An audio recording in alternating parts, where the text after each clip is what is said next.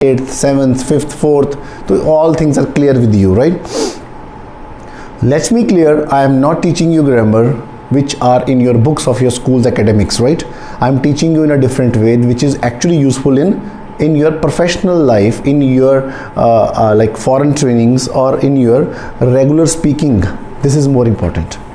देखो ना, अब तक इतनी बार हम नाउन, प्रनाउन, एडजेक्टिव, एडवर्ब पढ़ चुके हैं, पर अभी तक हमें नहीं पता कि एक सेंटेंस में एडजेक्टिव कहाँ है।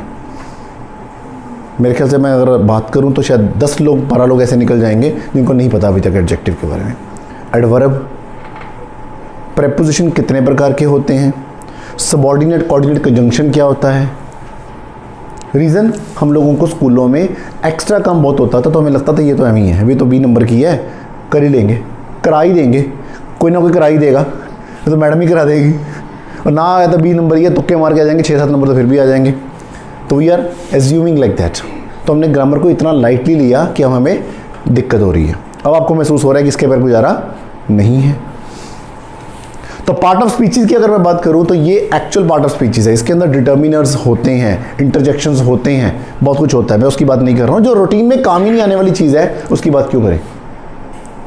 मैं ना इनकी अभी टाइप्स पे जा रहा हूँ, वो तुम्हें रट्टा लगा हुआ है ना बचपन से, किसी व्यक्ति का नाम, किसी वस्तु का नाम, किसी जगह का नाम इज कॉल्ड नाउन, संज्ञा। फिर सर्वनाम क्या होता है, फिर विशेषण क्या होता है, फिर क्रिया क्या होती है, वो स्कूल से रटे लगे हुए हैं, उनकी बात मैं नहीं कर रहा हूँ। I am talking about the practical things which are very useful in your life. Pause. तो this is very important that you must understand कि एक्चुअल में हमें ये कहाँ काम आ सकते हैं। तो नाउन के बारे में पहली बात करते हैं। नाउन के बारे में सबको पता है नाउन क्या होता है। आप सिर्फ उनकी जानकारी लेने आए हैं आज, आपको पता था, मैं सिर्फ याद करवाने के लिए खड़ा हूँ। मैं आपको सिर्फ आपके मतलब की चीज़ देने वाले खड़ा हूँ कि नाउन क्या होता है। तो किसी व्यक्ति का नाम, किसी वस्तु का नाम, किसी जगह का नाम, कोई इमोशंस का नाम नाउन है। मैंने बोला ही इज़ अ बॉय, यहाँ पे नाउन कहाँ है, boy is a noun. This is a table, यहाँ नाउन कहाँ है, टेबल, राइट, ठीक है। आई एम वेरी एंग्री, यहाँ एंग्री क्या है, नाउन है, एंग्री नाउन है, क्योंकि नाउन की अलग अलग प्रकार होती हैं, वो आपको पता है। Proper noun, common noun, abstract noun, countable noun, uncountable noun, ठीक है, वो सब बात की बातें, उसके अंदर ना जाइए, क्योंकि किताबी ज्ञान इकट्ठा नहीं करना अभी आपने। You just need to knowledge about that कि नाउन क्या होता है। तो किसी भी चीज़ का नाम हो, किसी भी व्यक्ति का नाम हो, किसी भी जगह का नाम हो, किसी फेमस प्लेस का नाम हो, राइट, या किसी इमोशंस का नाम हो। ऑनेस्टी भी एक नाउन है, लव भी एक नाउन है, हेट भी एक नाउन है, एंगर भी एक नाउन है। तो ये भी नाउन है। जबकि हमें क्या लगता था सिर्फ टेबल ही नाउन होता है, कुर्सी नाउन होती है, लुधियाना ही नाउन होता है, क्योंकि हमें यही सिखाया गया था। समझ गए। तो नाउन की भाषा समझ आ गई। आगे नाउन हमारे काम क्या आने वाला है। नाउन काम कम आता है, प्रनाउन ज़्यादा काम आता है, क्योंकि हर बार नाउन के बाद प्रनाउन आता है। प्रनाउन कर नहीं सकते जब तक तुम्हें नाउन का पता ना हो। समझ गए, ठीक है। प्रनाउन कर नहीं सकते जब तक नाउन का पता ना हो, तो नाउन पता होना जरूरी है। मैंने बोला ही इज़ अ बॉय, तो अब ये बॉय कौन है, राम इज़ अ बॉय, तो राम क्या है, नाउन है। बॉय क्या है, नाउन है। अब मैंने राम के लिए ही लगा दिया, राम के लिए हिज लगा दिया, राम के लिए हिम लगा दिया, राम के लिए हिमसेल्फ लगा दिया। ये मैं क्या कर रहा हूँ, प्रनाउन लगा रहा हूँ। Ram is a boy, he is very smart, I like him very much, his eyes are very beautiful. ये सब मैं his, him, he do his all work by himself. ये हिमसेल्फ, हिज, हिम, ही किसके लिए लगा रहा हूँ मैं, प्रनाउन लगा रहा हूँ। किसके लिए लगा रहा हूँ मैं, राम के लिए, जो कि एक नाउन है। तो नाउन की भाषा समझ आ गई, परंतु नाउन काम नहीं करता, प्रनाउन काम करता है। परंतु नाउन आएगा तो प्रनाउन आएगा। मैंने बोला ही इज अ बॉय, मैंने बोला ही इज वेरी स्मार्ट। अबे किसकी बात कर रहे हो, पहले राम आएगा तो ही आएगा। His eyes are very beautiful, किसकी, राम की। राम आएगा तो आईज आएंगी ना उसकी पहले, right. So this is called noun and pronoun. Pronoun समझ आ गया। जब नाउन की जगह पर हम किसी को दोबारा बात करते हैं, नाउन की एक बार बात हो गई, नाउन की एक बार बात होनी जरूरी है। नाउन की एक बार बात होने के बाद, बाहर निकाल दूंगा इसके बाद में, नाउन की एक बार बात हो गई, उसकी जगह मैं दोबारा बात कर रहा हूं, तो मैं प्रनाउन के रूप में याद कर रहा हूं उसे। तो उसकी जगह he, his, him, himself, her, you, your, themselves, it, they, ये सब क्या है हमारे प्रोनाउन। अब प्रोनाउन कितने प्रकार के होते हैं? 8 प्रकार के होते हैं। जरूरत नहीं है जाने की, क्या करोगे, ज्ञान इकट्ठा करके क्या करोगे, पहले ही भरे पड़े हो, समझ गए। तो प्रोनाउन क्या होता है ये ज़्यादा इंपॉर्टेंट है बजाय प्रोनाउन कितने प्रकार का होता है। और तुम्हारे लिए क्या मुश्किल है, मेरी बात सुनो, घर जाके सर्च कर लो ना, गूगल बाबा सबके पास है, टाइप ऑफ प्रोनाउन, निकल जाएंगे सारे। पर तुम्हारे काम क्या आने वाला है, जो मैंने भी बोला, he, his, him, her, you, your, yourself, they, themselves, और बताना कोई, it, itself, our, ourselves, my, mine, my, mine, और मी, डेम, ये सारे क्या हैं? प्रोनाउन है। ये सब कब आएंगे? ये सब कब आएंगे? नाउन के बाद। कब आएंगे? ये कभी बीच में आएंगे, कभी स्टार्टिंग में आएंगे, कभी एंडिंग में आएंगे। ही डू हिज वर्क हिमसेल्फ, तो ये कौन सा प्रोनाउन है? हिमसेल्फ। कौन सा प्रोनाउन है बताओ? हिमसेल्फ। सेल्फ क्या है? ये पॉजेसिव प्रोनाउन है, जो अपने बारे में बता रहा होता है, राइट? अपने बारे में बता रहा होता है। ही कब आएगा? हमेशा ये पर्सनल प्रोनाउन है, जो हमेशा स्टार्टिंग में आएगा। आई like him very much, him कहां पे आएगा? हमेशा बीच में आएगा। समझ गए मेरी बात? तो ये टाइप्स ऑफ प्रोनाउन है। अब मैं यहां घुस गया तो मैं आगे नहीं बढ़ पाऊंगा। I need to just tell you that different type of pronouns are there and you have to understand the pronoun strategy, because pronoun is very important rather than noun. Noun used only one time and the pronoun used different times. The same noun can be used for 5 or 6 times as a pronoun. You can talk about the noun for one time and you can talk about the same person as a pronoun for different types. Several times. Clear guys? All clear? Pronoun clear हो गया? ज्ञान इकट्ठा नहीं करना, मैं बार बार बोल रहा हूँ, जितनी काम की बात है उतनी बात कर रहे हैं बीच में, ठीक है जी। और डाउट्स होंगे आप लोगों के पास तो प्लीज़ कॉपी पे नोट करते जाइएगा, मैं आप लोगों के डाउट्स बाद में लूँगा, बिकॉज अभी सेशन बीच में रोकूंगा तो सारी रिकॉर्डिंग खराब हो जाएगी, राइट। डाउट्स लिखते जाइएगा प्लीज़, मैं किसी का डाउट छोड़ूंगा नहीं, बट अपने पास नोट करते जाइएगा। Clear? Adjective, what is adjective? Adjective क्या होता है? याद था, स्कूलों में याद था, पता था, पर अब भूल गया। नाउन की जो विशेषता बताए वो है एडजेक्टिव, जो नाउन की विशेषता को बताए वो है एडजेक्टिव। मैंने बोला ही इज अ बॉय, किसकी बात हो रही? ही कौन है? प्रोनाउन। इज क्या है? Helping verb. ए क्या है? आर्टिकल। बॉय क्या है? नाउन। समझ आ गई? यहां तक समझ आ गया? अब मैंने बोला he is a tall boy, ये टॉल क्या है? एडजेक्टिव। किसके बारे में बता रहा है? नाउन के बारे में बता रहा है, तो एडजेक्टिव समझ आ गया। जो नाउन की विशेषता को बताए वो क्या होता है? एडजेक्टिव। और इसकी पहचान ये हो गई, ये हमेशा नाउन के पीछे आएगा, आगे कभी नहीं आएगा। ये हमेशा नाउन के पीछे आएगा, आगे कभी नहीं आएगा। Adjective always come before the noun. Is that clear? Is that clear all? और एग्जांपल दीजिए, मुझे एग्जांपल दीजिए। She is very beautiful, she is very beautiful. Beautiful क्या है? ब्यूटीफुल क्या है? नाउन है बच्चे। Very beautiful, very beautiful. अब ये क्या है? खूबसूरती क्या हो गया? एक इमोशन हो गया ना उसके बीच में, एब्स्ट्रैक्ट नाउन हो गया, राइट। तो very very beautiful, she is very beautiful and smart. किसके बारे में बता रहे हो? नाउन के बारे में बता रहे हो, उसकी पहचान बता रहे हो, कैसी है वो। अब मैं ये भी तो कह सकता she is very ugly and bad, तो मैं उसके बारे में बता रहा हूँ। तो that is why this is called adjective, जो नाउन के बारे में मुझे कुछ खुलासा करे, या तो उसकी विशेषता को बताए या नाउन के बारे में बताए कि ये कैसा है, अच्छा है, बुरा है, लंबा है, गोरा है, काला है, मोटा है, पतला है, या बहुत ज़्यादा है या बहुत कम है। इन सब के बारे में जो मुझे बताए ये कौन है? एडजेक्टिव। और ये हमेशा नाउन के पीछे आएगा। पहचान क्लियर होगी? आज दिमाग में क्लियर हो गया ना एडजेक्टिव क्या है? वो तुम्हें स्कूल की जो डेफिनेशन याद थी ना, विशेषण के बारे में, विशेषता के बारे में, वो घूम जाती थी हमेशा दिमाग में। आज के बाद क्लियर हो गया नाउन, नाउन के बाद आता है प्रोनाउन, प्रोनाउन के बाद आता है एडजेक्टिव। जो नाउन की विशेषता बताए वो एडजेक्टिव। अब मैं बात करता हूँ वर्ब की। तो वर्ब कितने प्रकार की होती है हमारे पास? वर्ब कितने प्रकार की होती है बताया था मैंने अभी पिछले सेशन में, कोई सेशन था मेरा सुबह का। अरे सुबह के स्टूडेंट्स स्पोकन के थे, उन्होंने बताया था 3 प्रकार की वर्ब्स होती हैं। कौन कौन सी वर्ब्स? नहीं मेरे भाई, वो नहीं नहीं भाई मेरे, वो भी नहीं मैं वर्ब की बात करूँ तो वर्ब 3 प्रकार की होती है। एक होती है हेल्पिंग वर्ब। हाँ, कौन बोला? Modal helping verb. और तीसरा कौन सा था? Main verb.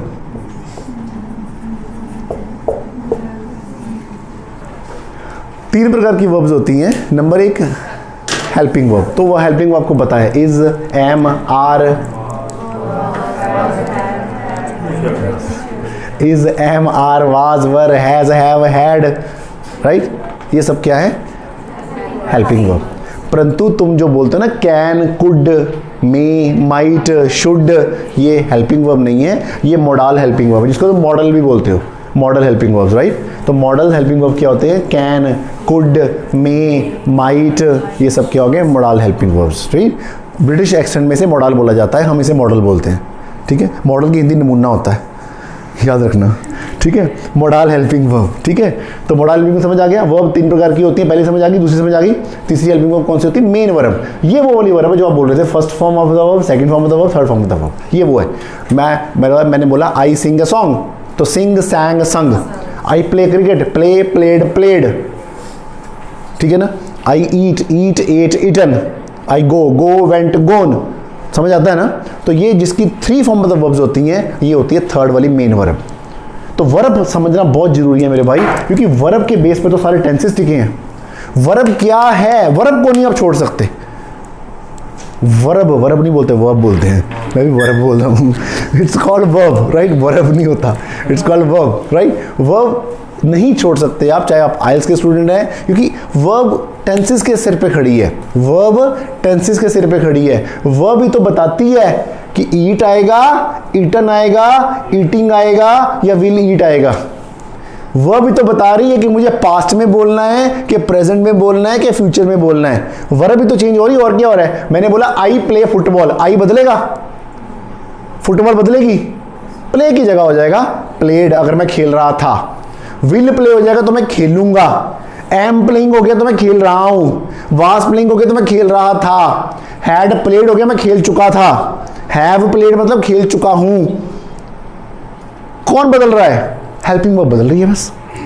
हैज, हैव क्या है? Helping verb. Is, am, are क्या है? Helping verb. साथ में फॉर्म ऑफ द वर्ब्स बदल रही है, कभी सेकंड फॉर्म आ जाती है, कभी थर्ड फॉर्म आ जाती है, कभी सेकंड फॉर्म आ जाती है, कभी थर्ड फॉर्म आ जाती है। तो ये बदल रही है। तो ये जब बदली तो क्या बदला? टेंस का मतलब बदल गया।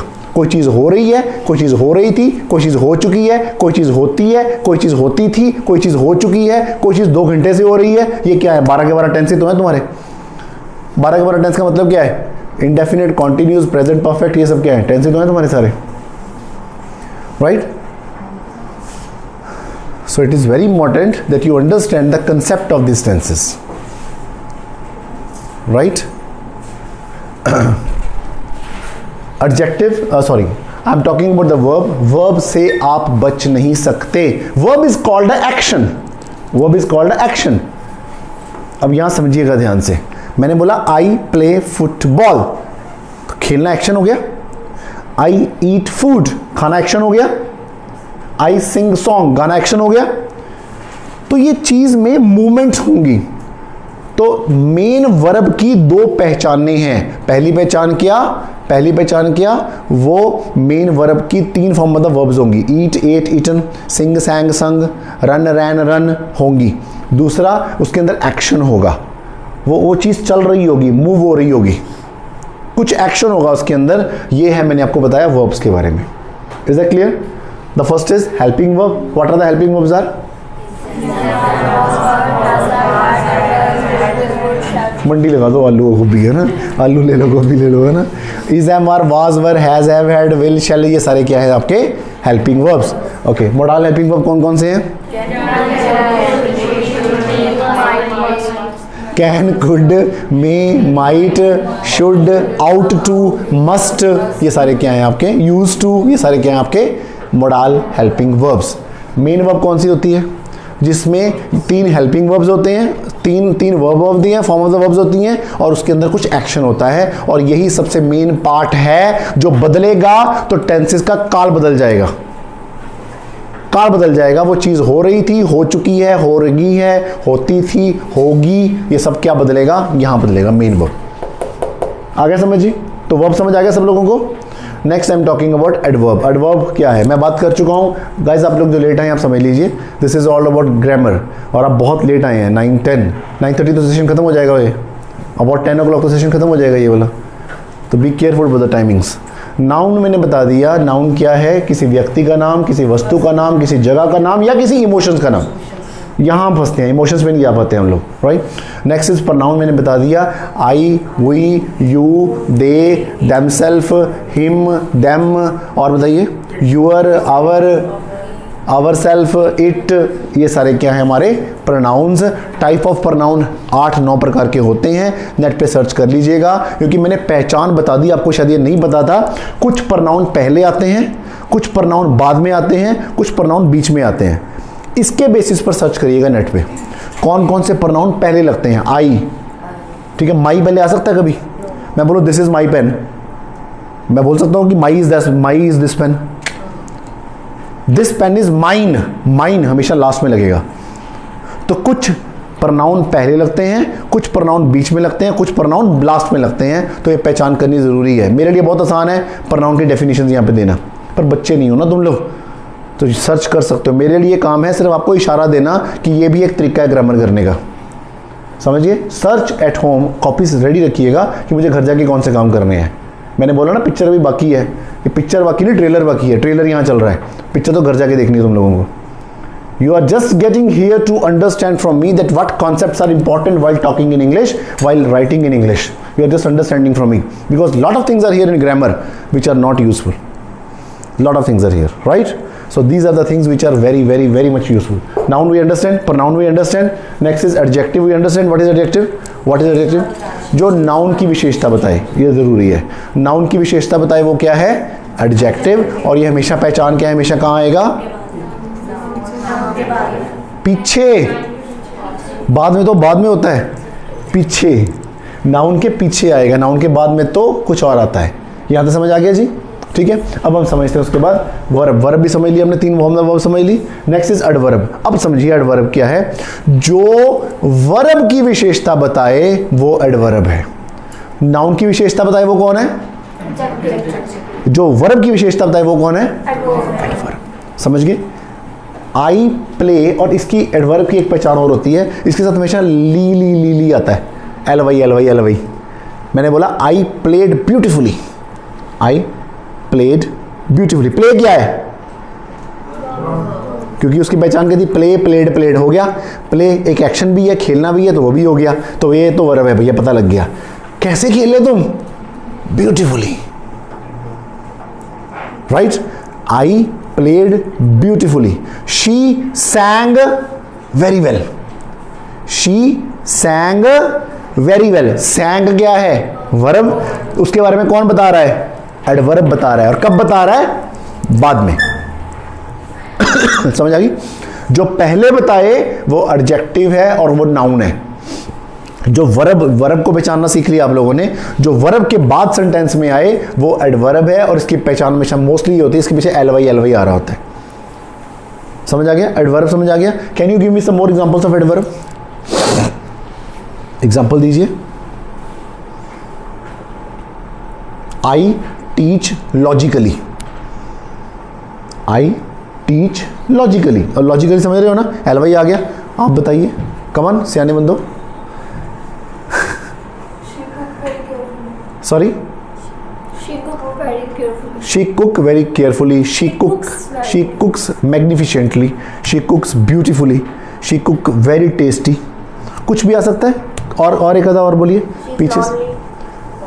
she is lonely, नहीं, वर्ब कहाँ है? पॉइंट समझिए। she is lonely, तो यहाँ वर्ब कहाँ है? समझ रहे हो? लॉनली के साथ आपने वर्ब कहाँ लगाई? वर्ब की पहचान क्या है? जो 3 फॉर्म ऑफ वर्ब्स होती हैं। क्या इसमें कोई ऐसी वर्ब है? इज तो हेल्पिंग वर्ब है, ठीक है। अच्छा, एक्यूरेटली, ठीक है जी। तो आप समझ गए, एडवर्ब भी समझ आ गया थोड़ा सा। बस आगे चलते हैं, घर जाके सर्च कर लीजिएगा ना एडवर्ब को क्या होता है, एडवर्ब की कितनी टाइप्स होती हैं, पर इतना जाने की ज़रूरत नहीं है। वर्ब एडवर्ब हो जाता है, पर राइटिंग टास्क 2 वाले और पीटी वाले अगर नंबर लेना चाहते हो तो एडवर्ब साथ में लगाना पड़ेगा आपको। वर्ब के साथ एडवर्ब लगाना पड़ेगा। एग्जामिनर ढूंढता है एडवर्ब्स को। एक एग्जामिनर प्रोनाउन को ढूंढ रहा होता है और एक एग्जामिनर एडवर्ब को ढूंढ रहा होता है। और एडवर्ब लगाओगे तो वर्ब अपने आप से आ जाएगा। तो आप आइल्स वाले एडवर्ब को बहुत ध्यान से सीखिएगा। आपके लिए सबसे इंपॉर्टेंट आइल्स वालों के लिए एक एडवर्ब है, एक आपके लिए कंजंक्शन बहुत ज़रूरी है, एक प्रेपोजिशन बहुत ज़रूरी है। ये 3 चीज़ों पे आपको बहुत गहराई से फोकस करना चाहिए जो लैंग्वेज ट्रेनिंग कर रहे हैं इंटरनेशनल लेवल की। Getting a point? ठीक है, एडवर्ब समझ आ गया सब लोगों को। आगे बात कर रहा हूँ मैं कंजंक्शंस की। कंजंक्शंस क्या होते हैं?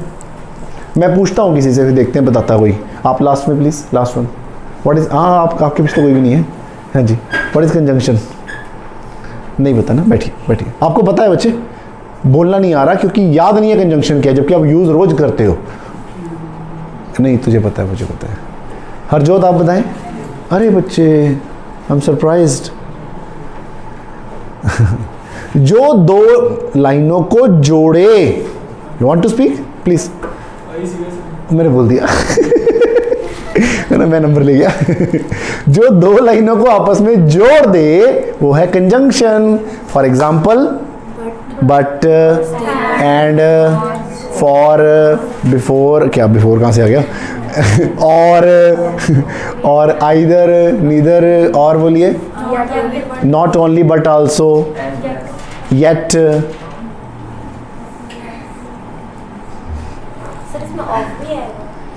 हाँ आ सकता है, उसमें भी आता है ए डबल एफ वाला।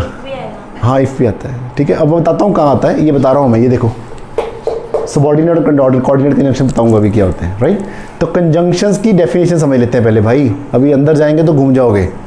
ठीक है, मतलब किसी एक ने वासी मार दी ना अभी तो शुरू हो जाओगे सारे के सारे, क्योंकि ग्रामर का नाम, ऊपर से एसी चल रहा, ठंडे ठंडे है ना, तो ऊपर से ग्रामर मैं समझा रहा हूँ, हल्का सा भी डिस्कनेक्शन आ गया बीच में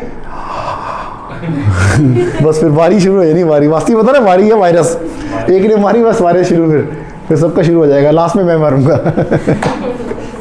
ओके, तो what is conjunction? Those lines, those words which are connecting to the 2 lines together, this are called conjunction.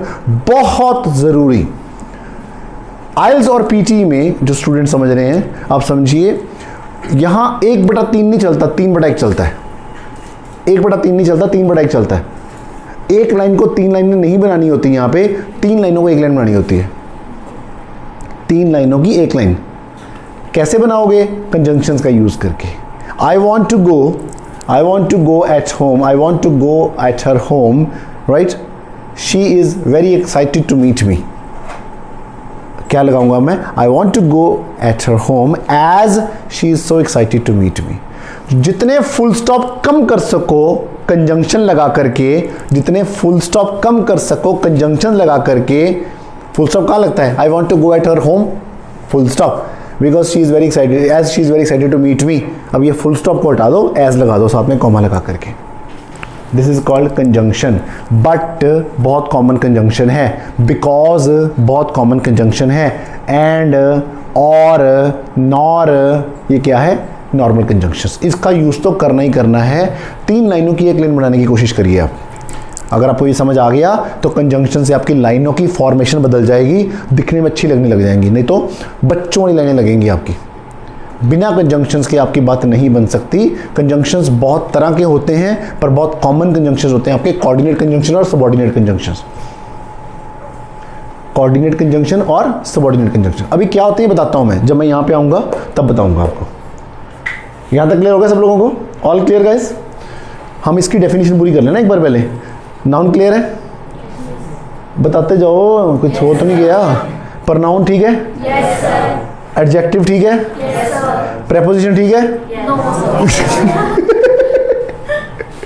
अच्छा, एडजेक्टिव ठीक है? वर्ब ठीक है? एडवर्ब ठीक है? कंजंक्शन हो गया? बड़ा होलिया है ये सुन। अभी यहाँ आऊंगा तो और क्लियर हो जाएगा। बट कंजंक्शन होता क्या है, ये डेफिनेशंस है, बस ये बता रहा हूं मैं। कंजंक्शन होता क्या है अब पता लग गया, क्योंकि नहीं पता था। जो लाइनों, अब याद तो करते थे हम, एंड, बट, बिकॉज लगाते तो थे, पर ये कंजंक्शन होता है ये नहीं पता था। आगे क्या आ गया जी? प्रेपोजिशंस। प्रेपोजिशन से भी आप बच नहीं सकते।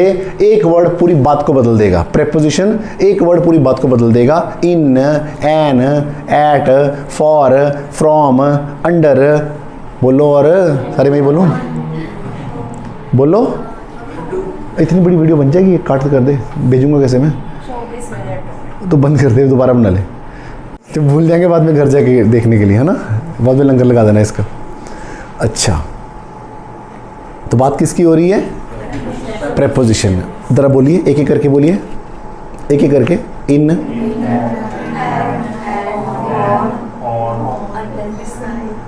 बिसाइड, बिसाइड और बिटवीन। बिटवीन कहाँ पे आएगा? बिटवीन कंजंक्शन है क्या प्रेपोजिशन है? कंजंक्शन। और बोलो। अमंग और इनटू, बिफोर। एक छोटा सा वर्ड इतनी पावर रखता है ऑफ, एक छोटा सा वर्ड इतनी पावर रखता है कि पूरी बात का मतलब बदल दे। मैं एग्जांपल देता हूँ ना अपने स्टूडेंट्स को कि मैं यहाँ खड़ा हूँ, फॉर एग्जांपल मैं यहाँ खड़ा हूँ, मैं क्या बोलूँगा? क्या बोलूँगा? I am standing behind the table. Behind the table. अगर मैं बोलूँ I am standing on the table, तो मैं कहाँ खड़ा हो गया?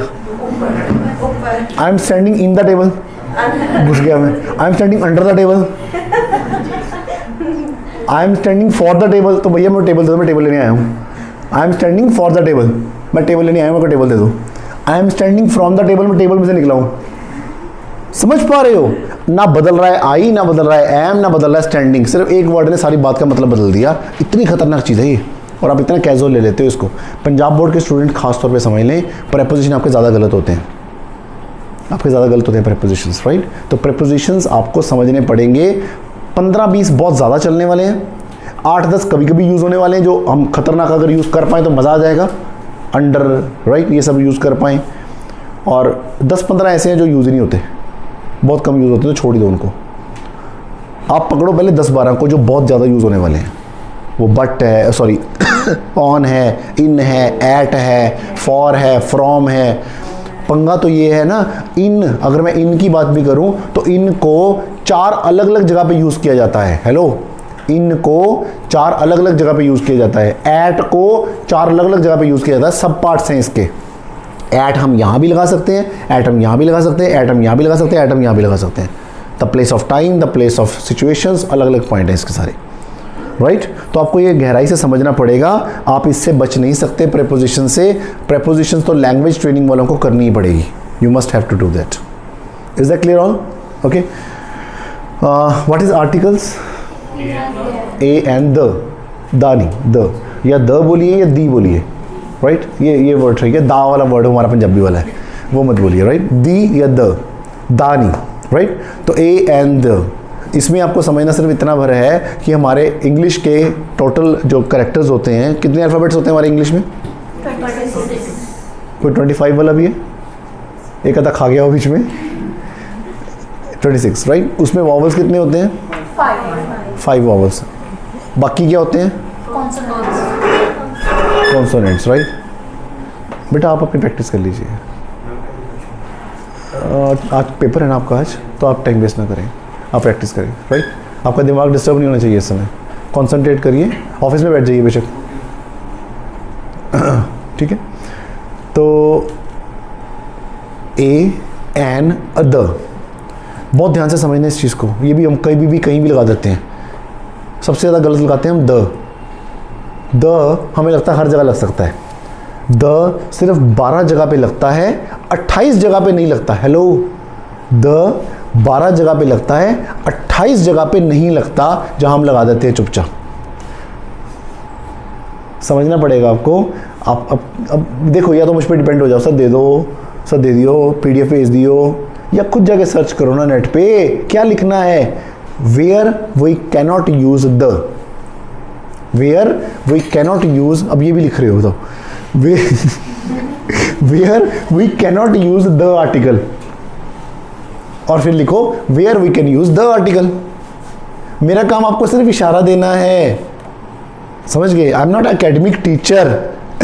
अब तो मुझसे एक्सपेक्ट करो मैं तुम्हारे स्कूल के टीचर की तरह पढ़ा सकता हूँ, तो आई कांट।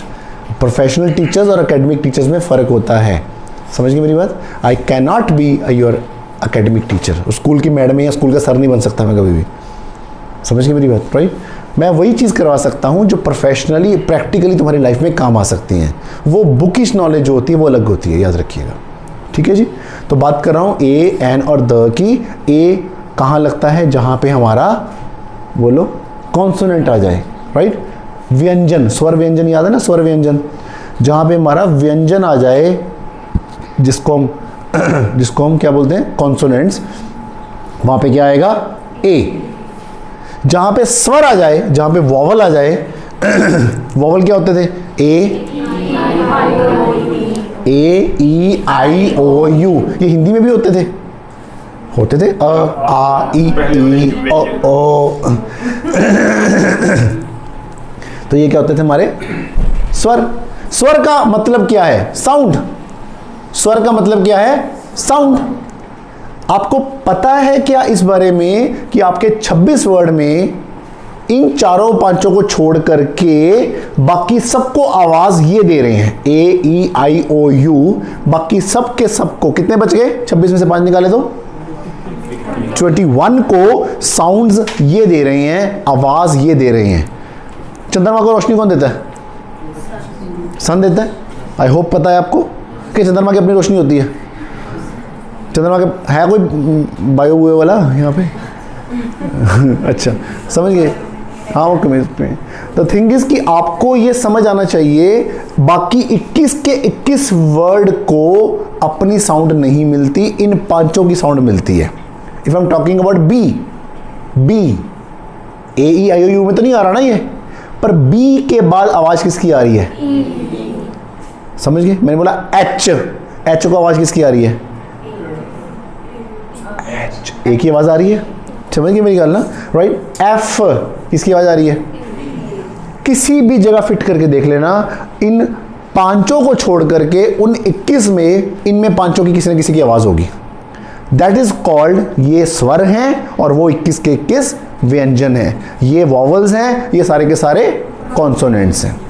अब इतना सा फॉर्मूला समझ लीजिए, जहां पे वॉवल आ गया, ए ई आई ओ यू में से कोई भी अगला वर्ड आ गया, मैंने बोला एरोप्लेन, तो एरोप्लेन में क्या आ रहा है, ए आ रहा है, तो इसके साथ एन एरोप्लेन आएगा, ए एरोप्लेन नहीं आएगा।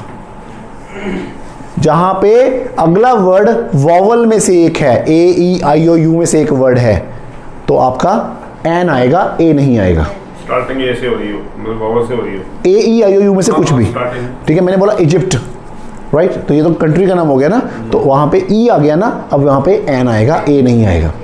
जिसके अगले वर्ड का पहला वर्ड वॉवल है, उसके पीछे एन लगेगा, ए नहीं लगेगा। ये बात क्लियर होगी। बाकी सब में ए लगेगा। ए ई आई ओ यू के अलावा कोई भी अगला वर्ड हो तो उसके साथ ए लगेगा, एन नहीं लगेगा, बशर्ते जैसे मैंने बोला ऑनेस्ट, HONEST। अब इसमें ऑनेस्ट में लिखा क्या जा रहा है, आवाज किसकी आ रही है, तो यहां लिखा चाहे एच जा रहा है पर आवाज किसकी आ रही है, ओ की, तो अब भी यहां पे एन आएगा, क्योंकि वॉवल दिख तो नहीं रहा पर आवाज और वॉवल की आ रही है। एक्सेप्शन है इसमें एक्सेप्शन है, जहां पे अगला वर्ड चाहे डायरेक्ट वॉवल नहीं है पर इनडायरेक्ट वॉवल है, आवाज वॉवल की आ रही है, it comes in a an, not in a a. Point समझ आ गया बच्चे, क्लियर है सब लोगों को। अब बच गया द, तो द मैंने बताया आप लोगों को, वो समझना पड़ेगा कहां द नहीं लगता, कहां द लगता है। मैं आर्टिकल खोल के बैठ जाऊंगा तो बहुत टाइम लग जाएगा। क्लियर है बच्चे, सब लोगों को क्लियर हो गया। आगे चलते हैं। सिंपल सेंटेंसेस, अरे नहीं तो अगला आ गया, ये तो इधर से आएगा, ठीक है जी। यहां तक क्लियर हो गया सब लोगों को। तो पार्ट ऑफ स्पीच सारी क्लियर है।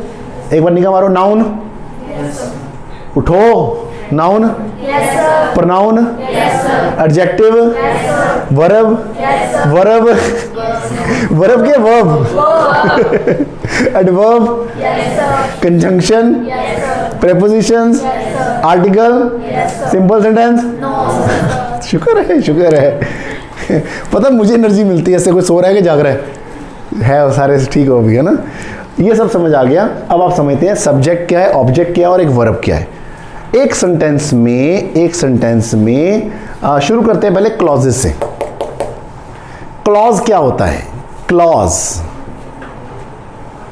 किसी भी सब्जेक्ट में, जिस सेंटेंस में, किसी भी सेंटेंस में जहां एक सब्जेक्ट हो और एक वर्ब हो, एक सब्जेक्ट हो और एक वर्ब हो, उन दोनों के कॉम्बिनेशन को क्लॉज कहा जाता है। ध्यान से समझना प्लीज, बहुत बड़ी बात। नींद तो नहीं आ रही भाई साहब, नींद तो नहीं आ रही ठीक है चलो। जहां पे मैं यहां से फूल मारूंगा जिसको नींद आएगी, है ना, सो के दिखाना। जिस सेंटेंस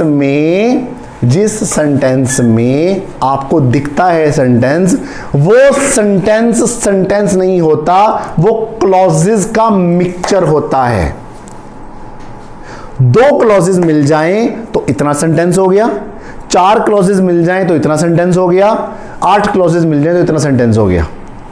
पर सेंटेंस के अंदर जो आपस में मिल रहे हैं वो क्लॉजेस हैं। अब क्लॉज क्या है? जिस सेंटेंस में एक सब्जेक्ट और एक वर्ब हो वो क्लॉज है।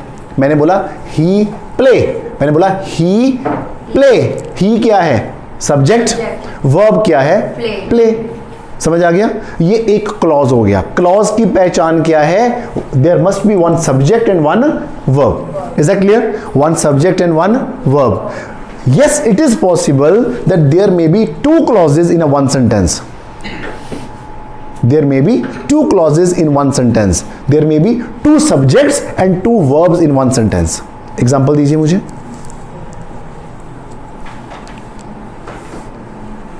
Come on, think about it. There must be a 2 subjects and 2 verbs. एक ऐसा सेंटेंस बनाइए जहां पे 2 सब्जेक्ट्स हो और 2 वर्ब्स हो।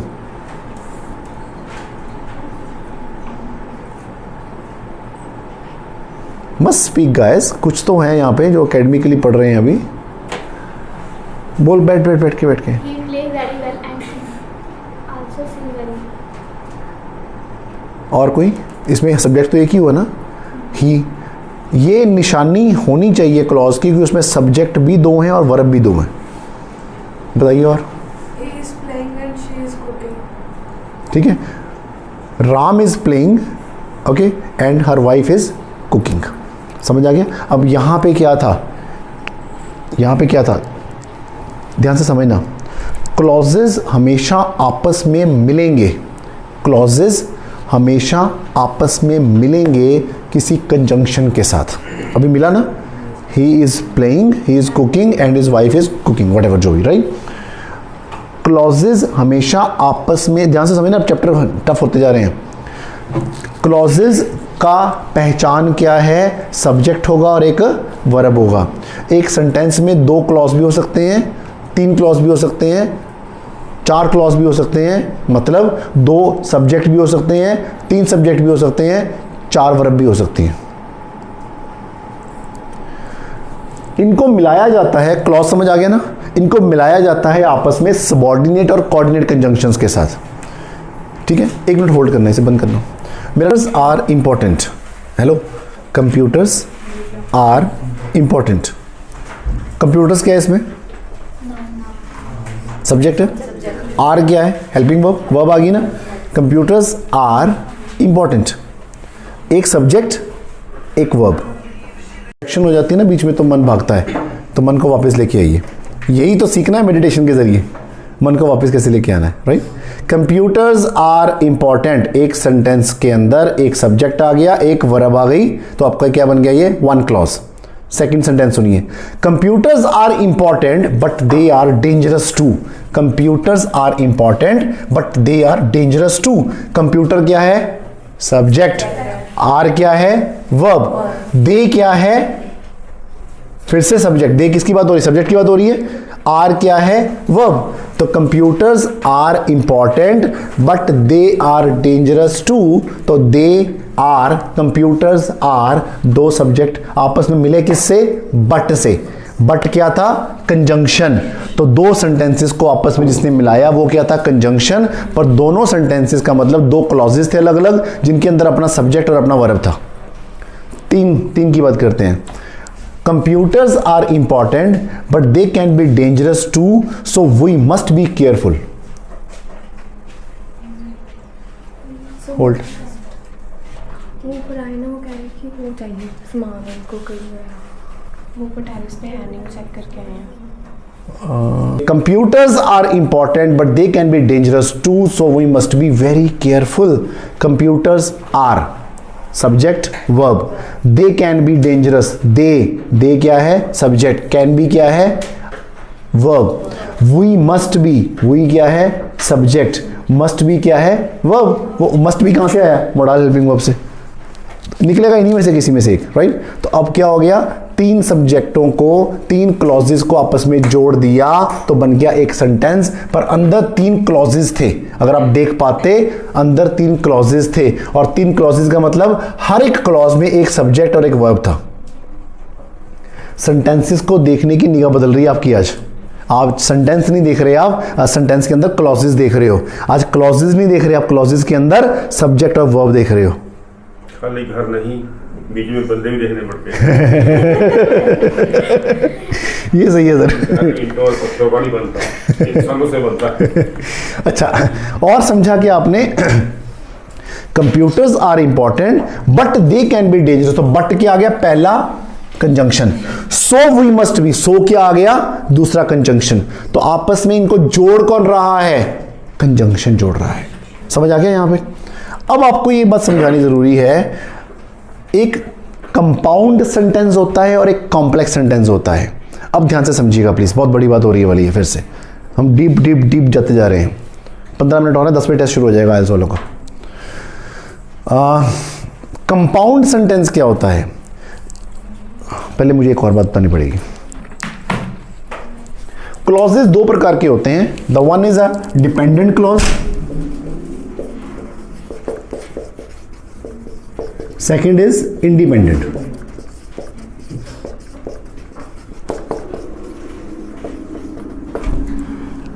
इंडिपेंडेंट क्लॉज और डिपेंडेंट क्लॉज क्या है? एक क्लॉज, एक सेंटेंस का एक पार्ट अपने आप पर निर्भर होता है, वो होता है डिपेंडेंट, इंडिपेंडेंट क्लॉज। मैंने बोला आई वर्क हार्ड, आई वर्क हार्ड, ये अपने आप में बात पूरी हो रही है। आई वर्क हार्ड, बात पूरी हो रही है, कुछ और बताने की जरूरत तो नहीं, मैं मेहनत करता हूं, इसकी बात ऐसा तो नहीं। मैंने ये बोला इफ आई वर्क हार्ड, अब बात अधूरी है कि पूरी है? इफ आई वर्क हार्ड, तो इस बात को पूरा करने के लिए मुझे एक सेंटेंस और देना पड़ेगा। If I work hard, if I work hard then I get succeed, और कुछ भी बोल दीजिए, right? I pass. If I work hard I get good marks, if I work hard then I get good marks. If I work hard एक sentence हो गया, I get good marks एक sentence हो गया।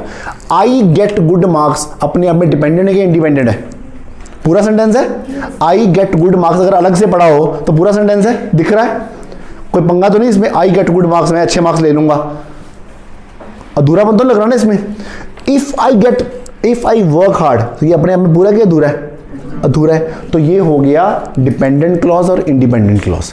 कुछ सेंटेंस अपने आप में अधूरे होते हैं, वो इंडिपेंडेंट होते हैं। कुछ सेंटेंस अपने आप में पूरे होते हैं, वो डिपेंडेंट होते हैं। जो डिपेंडेंट होते हैं वो अधूरे। डिपेंडेंट किसी पे डिपेंड, इंडिपेंडेंट अपने आप में independent. If I work hard, ये डिपेंड है ना, दूसरे पे डिपेंडेंट है ना, हो गया होता हुआ है। तो मुझ पर फोकस ही नहीं कर रही हो। ओके, अच्छा, तो समझ आ रहा है जी। मैं क्या कह रहा हूँ, send I will video this only to those persons who are requesting me to send this video, otherwise I will not send. Definitely right, you send me on my WhatsApp number. मुझे लगना चाहिए यार, you are having pain for this, you are deserving for this. इतना नहीं है हर जो तो तू कह दी सर नू चल तू मैनू भेज दी नाल, समझ गए मेरी बात? तो क्या हो गया, वो तो वाकई लंगर हो गया ना, फिर बिना मत के लंगर बंट रहा है धक्के से। आप बैठे हो, समझने की कोशिश कर रहे हो, पेशेंटली बैठे हो, मुझे समझने की कोशिश कर रहे हो, सीख रहे हो, और मैंने भी मेहनत की है। सुबह 6 बजे का सेंटर बैठा हूँ मैं, I am going work hard for you, right? But the thing is if still we are not getting results, तो मेरा बोलने का फायदा क्या है यार? मुझे क्या ज्ञान बांटना है अपना? मुझे कौन से नंबर बनाने हैं तुमसे? I just want to deliver my knowledge to you, and that's why we are going to record these videos. But still, if you are not deserving ना, तो please I am very sorry. आप बहुत बड़ी गलती कर रहे हैं। समुंदर के पास जाके भी आप प्यासे रह गए। ठीक है जी, तो इस सेशन के बाद काम असली शुरू होता है, खत्म नहीं होता। इसके बाद तो पता लग गया, अच्छा सी ग्रामर है, ये बड़ा भूत बनाए बैठे सी, आया सी ग्रामर छोटी सी। अब जो जो चीज़ें ज़रूरी हैं, जहाँ जहाँ मुझे नहीं आता उस पर घर जाके प्रैक्टिस शुरू करें। तुमको इसके बाद हाँ सर आ गया समझ, बस सब कुछ हो गया, ज्ञान हम तो हो गए, समाधि में हो गए, हम तो यूनाइटेड हो गए। अरे नहीं मेरे भाई, अभी तो शुरू हुई है। इसके बाद तो तुम्हें खोलना है हर चीज़ को जाकर के, इसके टाइप्स क्या हैं, उसकी एक्सरसाइजेज निकालिए गूगल में से, उस गूगल की एक्सरसाइज को सॉल्व करिए, then you would be able to understand the grammar, right. Clause समझ आ रहे थे, independent dependent, independent clause, dependent clause, जो एक दूसरे पर, सेंटेंस दूसरे पर निर्भर रहता है वो है डिपेंडेंट, जो अपने आप में पूरा है वो है इंडिपेंडेंट। एग्जांपल देता हूं आपको,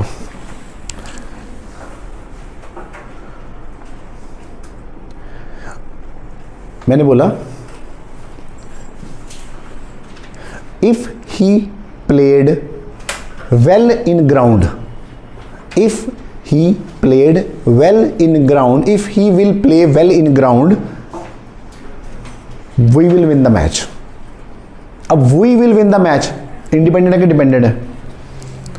we will win the match independent है कि डिपेंडेंट है? इसी ऑन कर दो, इंडिपेंडेंट कर दिया, इसी ऑन किया, कर दिया। we will win the match dependent है कि इंडिपेंडेंट है? Independent if he play well in ground तो क्या गया? समझ आ गया? यहां तक समझ आ गया? अब आपस में इन दोनों को जो जोड़ रहा है वो है कंजंक्शन। कौन से कंजंक्शन जोड़ रही हैं? ये दो कंजंक्शन जोड़ रहे हैं आपस में। कंजंक्शन 4 प्रकार के होते हैं, परंतु 2 सबसे इंपॉर्टेंट होते हैं ये वाले, एक सबऑर्डिनेट कंजंक्शन और एक कोऑर्डिनेट कंजंक्शन। कोऑर्डिनेट कंजंक्शन के लिए मैं आपको एक बोलता हूं, हाँ, कोऑर्डिनेट कंजंक्शन के लिए आप सिर्फ एक वर्ड अपनी कॉपी पे नोट कर लीजिए, FANBOYS, फैन बॉयज। मैंने क्या बोला? Fan boys, FANBOYS। इसी के अंदर सारे कोऑर्डिनेट कंजंक्शन आ जाते हैं, सारे कोऑर्डिनेट कंजंक्शन इसी के अंदर आ जाते हैं। F stands for FOR, for. F का मतलब क्या है? फॉर। A का मतलब क्या है? एंड। N का मतलब क्या है? नॉर। N का मतलब क्या है? नॉर, ठीक है। B का मतलब क्या है? बट बिफोर बाद में आएगा, वो सबऑर्डिनेट में आएगा, राइट। O का मतलब क्या है? और। Y का मतलब क्या है? येट। S का मतलब क्या है? सो। फैन बॉयज, समझ आ गया?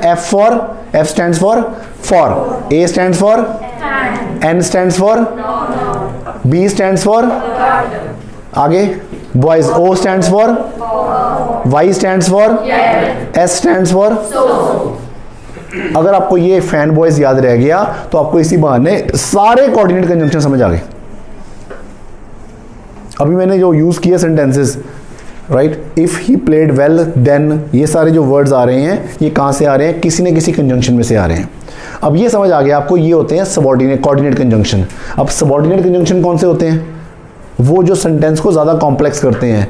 आप लोग समझिए राइटिंग टास्क वालों, अगर आपके राइटिंग टास्क 2 में 3 कंपाउंड सेंटेंस और 2 कम से कम कॉम्प्लेक्स सेंटेंस नहीं है, ध्यान से सुनना मेरी बात, 3 कंपाउंड सेंटेंस और 2 कॉम्प्लेक्स सेंटेंस नहीं है, अगर आपके राइटिंग टास्क 2 के अंदर, एग्जाम में आपके मार्क्स काटेगा, GRA के अंदर आपके मार्क्स काटेगा। भाई साहब, GRA का मतलब इज, एम, आर, वाज, वर नहीं होता खाली।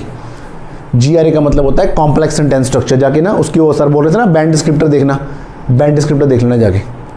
हर एक लाइन में 6 नंबर पे, 7 नंबर पे, 7.5 पे, 8 पे, 8.5 पे, 9 पे बैंड डिस्क्रिप्टर के GRA के अंदर लिखा हुआ है used of complex sentence structure and compound structure. 7 number पे लिखा हुआ है used efficiently compound and complex sentence structure. 8 पे लिखा हुआ है यूज वेरी इफेक्टिवली। 9 पे लिखा हुआ है परफेक्टली। क्या? कॉम्प्लेक्स और कंपाउंड सेंटेंस स्ट्रक्चर। अगर 7 से ऊपर के नंबर लेने की उम्मीद रखते हो ना, तो आपको कॉम्प्लेक्स और कंपाउंड समझना पड़ेगा, बच नहीं सकते इससे। अब हम जाने वाले हैं, अभी हम जाने वाले हैं कॉम्प्लेक्स और कंपाउंड पे। ये सब समझाना मुझे इसलिए ज़रूरी पड़ा, क्लॉज ना समझाता तो ये समझ नहीं आते, अब ये समझ आएंगे तो ये समझ आएंगे आपको। अभी हमने बात की किसकी? कोऑर्डिनेट कंजंक्शन की। समझ आ गया कौन कौन से कोऑर्डिनेट कंजंक्शन थे? Fan boys, right. अब सबऑर्डिनेट कंजंक्शन कौन से होते हैं? अपनी कॉपी पे थोड़े से नोट कर लीजिए।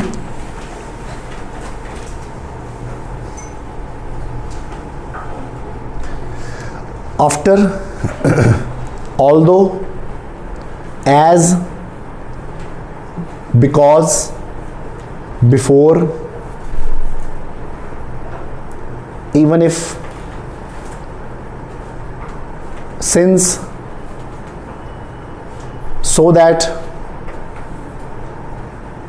unless, until, unless, until, when, whenever,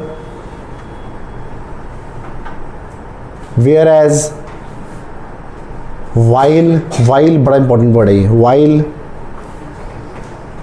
even though, so that, in order to, बेटा नहीं मिस हो रहा है, कोई बात नहीं, रिकॉर्डिंग में तो आ ही रहा है, पर सेकेंडली आप घर जा करके भी सर्च कर सकते हैं एग्जाम्पल्स ऑफ सबऑर्डिनेट कंजंक्शन। अब तक तो रास्ता ही नहीं पता था ना, अभी तक तो कंजंक्शन ही नहीं पता था, आज कंजंक्शन पता लग गए, आज कंजंक्शन ही पता लगे, कंजंक्शन के पार्ट्स भी पता लग गए पार्ट्स नहीं पता चले, उसकी एग्जांपल भी हल्की सी पता लग गई, तो घर जाके आप सर्च करोगे तो पता लग जाएगा, हाँ यार 4-5 सारे रास्ते सीखे, बाकी ये रहे सारे नहीं करोगे तो फिर तो गलती हो रही है ना। हंस ले, मेरी मतलब क्या शक्ल ऐसी, तो ऐसे हंसती रहती मेरे को देख के हैं ओके चलो आगे चले जी, आगे समझ। अब ये था आपका क्लॉज से पहले मुझे बताना पड़ा सब्जेक्ट ऑब्जेक्ट और वर्ब के बारे में, फिर मुझे बताना पड़ा क्लॉजेस के बारे में, उसके अंदर डिपेंडेंट क्लॉज और इंडिपेंडेंट क्लॉज के बारे में, फिर मैंने बताया सबऑर्डिनेट कोऑर्डिनेट से ये आपस में जुड़ते हैं। अब मैं बताने जा रहा हूं, ध्यान से सुनना, बहुत बड़ी बात, ध्यान से सुनना प्लीज, तेरे लिए बोल रहा हूं, राइट। जहां पर दो डिपेंडेंट क्लॉज आपस में मिल जाते हैं, जहां पर दो डिपेंडेंट क्लॉज आपस में मिल जाते हैं with the help of coordinate conjunctions, it makes compound sentence. दोबारा सुन लो, ये बहुत जरूरी है बेटा। जहां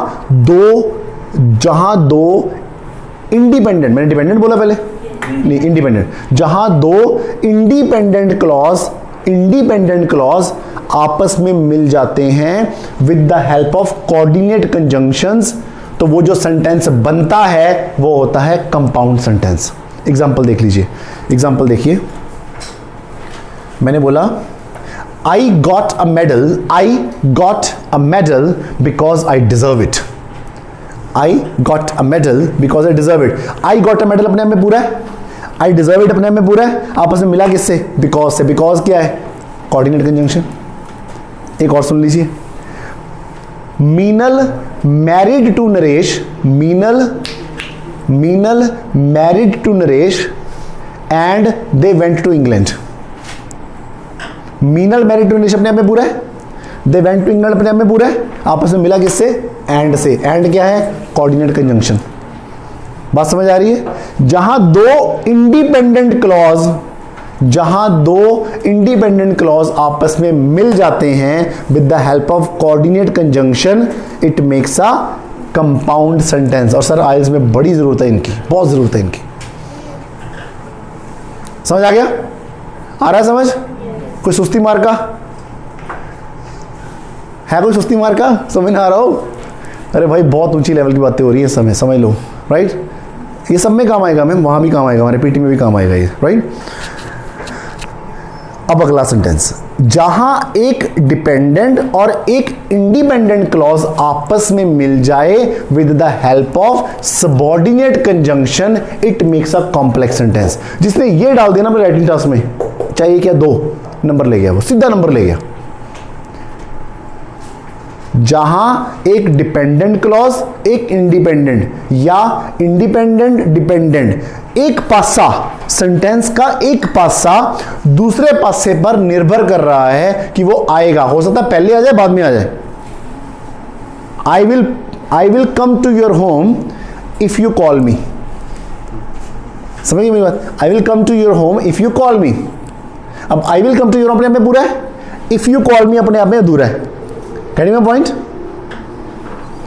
एक पासा डिपेंडेंट का, एक पासा इंडिपेंडेंट का, ये आपस में जब मिलते हैं with the help of subordinate conjunction, it makes a complex sentence structure. Example देख लीजिए। सर इसमें कंट्रीज का भी एग्जांपल हो सकता है, कंट्रीज का। सॉरी? कंट्रीज। हाँ हो सकता। कंट्रीज कैसे आ जाएंगी बीच में? सर एक minute. I found my football.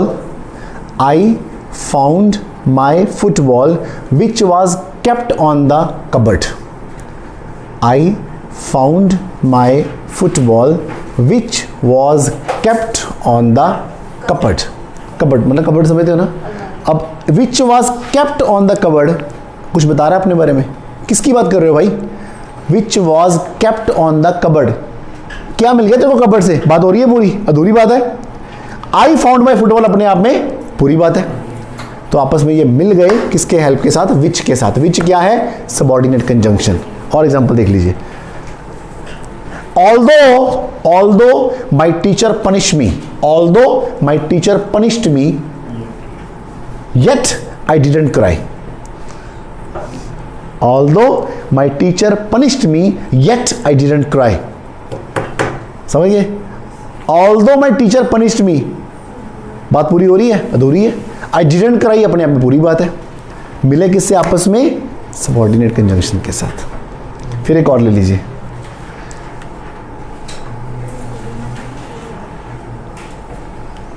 I love to hear magical stories. I love to hear magical stories. ये ये क्यू कार्ड में भी काम आ सकती है चीज़ ये वाली. I love to hear magical stories when I was young. When I was young. When I was young अपने आप में पूरा क्या अधूरा है? जब मैं जवान था, जब मैं बच्चा था. आगे बताइए भैया, आगे तो बता. तो अधूरा हो गया ना. वो क्या कह रहा है? I love to listen horrible stories या mystery stories. I love to listen पूरी बात है, अपनी बात में पूरी है. व्हेन आई वाज यंग अपने आप में अधूरा है. तो ये आपस में मिल गए किसके साथ? व्हेन के साथ. ये क्या हो गया हमारा? Complex sentence structure. यहां तक समझ आ गया सब लोगों को? हाँ बस हो गया. एक बार दोबारा रिवाइज मारते हैं, फटाफट रिवाइज मारते हैं. खिचड़ी बन रही है अब मुझे खिचड़ी की खुशबू आ रही है कहीं से. 2-4 बंदे बीच में ना, वो खिचड़ी की खुशबू आ रही है मुझे. ठीक है, अब देखो जरा ध्यान से, वापस चल रहे हैं फटाफट से. पैकअप कर रहा हूँ मैं, पैकअप कर रहा हूँ. 2 मिनट में पैकअप कर रहा हूँ मैं. राइट. टिके रहो, मन टिका के रखो. नाउन समझ आ गया? तो वैसे ही बहुत बढ़िया है ना. नाउन समझ आ गया, प्रोनाउन समझ आ गया, एडजेक्टिव समझ आ गया, एडवर्ब समझ आ गया. वर्ब के वर्ब, एडवर्ब समझ आ गया. एडवर्ब के एडवर्ब, कंजंक्शन समझ आ गया. प्रेपोजिशंस, आर्टिकल्स, वो नहीं हुआ अभी. Subordinate conjunctions, coordinate conjunctions. Verb 3 प्रकार की होती, समझ आ गया? कौन कौन सी होती हैं? मुझे नहीं समझ आया क्या बोला आपने. सब्जेक्ट पता लग गया क्या है? ऑब्जेक्ट पता लग गया क्या है? वर्ब पता लग गया क्या है? क्लॉजेज पता लग गया क्या होते हैं? जिसके अंदर एक सब्जेक्ट और एक वर्ब होती है, उसके अंदर 2 क्लॉजेज होते हैं, इंडिपेंडेंट क्लॉज और डिपेंडेंट क्लॉज. जब आपस में दो इंडिपेंडेंट क्लॉज मिल जाते हैं with the help of coordinate conjunction, तो क्या बन जाता है? Compound sentence. जब एक डिपेंडेंट और एक इंडिपेंडेंट क्लॉज आपस में मिल जाते हैं with the help of subordinate conjunction, तो बन जाता है हमारा कॉम्प्लेक्स सेंटेंस स्ट्रक्चर. बस करें? टेंसेस रह गए, मुझे लगता है ज़्यादा हो जाएगा.